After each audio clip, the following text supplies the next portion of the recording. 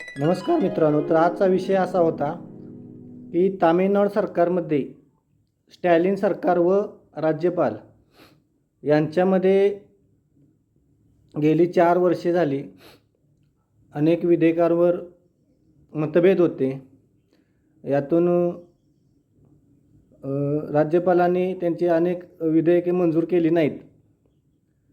म्हणून स्टॅलिन सरकारने अनेक वेळा त्यावर त्यांच्यामध्ये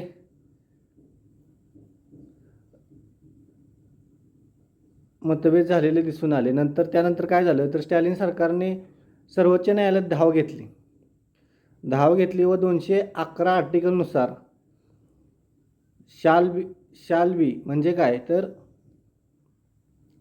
जर समजा कोणत्याही राज्याच्या विधान परिषदेत किंवा विधानसभेने मंजूर केलेले विधेयक ते राज्यपालांच्याकडे जातं. राज्यपालांनी ते 3 महिन्यामध्ये मंजूर करणं किंवा न मंजूर करणं किंवा पुनर्विचारासाठी पाठवणं किंवा राष्ट्रपतींच्याकडे पाठवणे असे काही अधिकार राज्यपालांना असतात.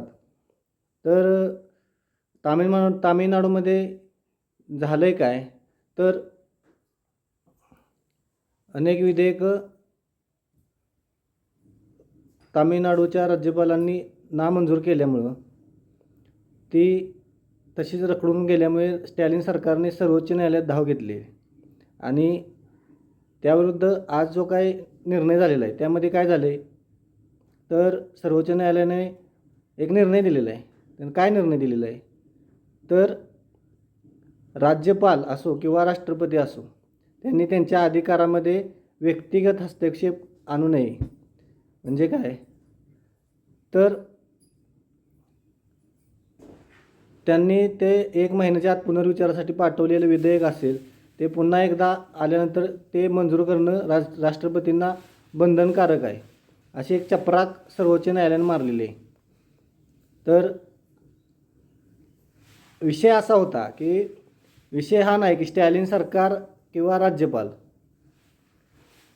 किंवा सर्वोच्च न्यायालय.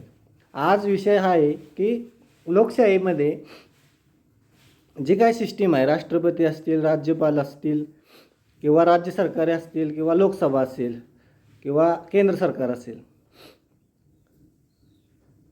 यांच्यामध्ये जो काही समन्वय असायला हवा तो आज या राजकीय देशापायी कुठेतरी समन्वय घेतला जात नाही आणि त्यातून एक अशा पद्धतीनं वेगळ्या पद्धतीनं राज्यपालांच्याकडून असो किंवा एखाद्या व्यक्तीकडून त्या पदावर असणाऱ्या व्यक्तींच्याकडून अधिकारांचा गैरवापर किंबहुना दबावतंत्र आणलं जातं. खरं तर लोकशाहीला हे मारक आहे.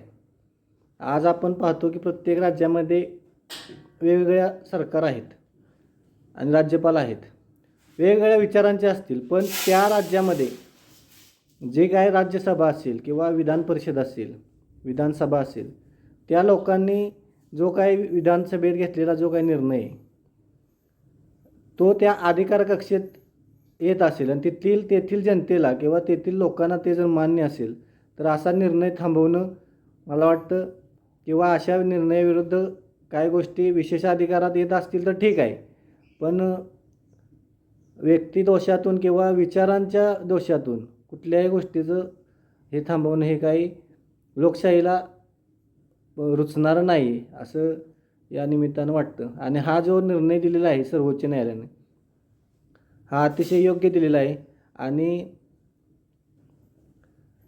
कुठंतरी संसदेला किंवा आज लोकशाहीला आपल्याला घटनेचा विसर पडलेला आहे असं आज मला वाटतंय आणि यातूनच ह्या पुढं गोष्टी ज्या काही घडलेल्या आहेत त्या चांगल्या घडलेल्या आहेत. आणि एवढं बोलतो मी थांबतो.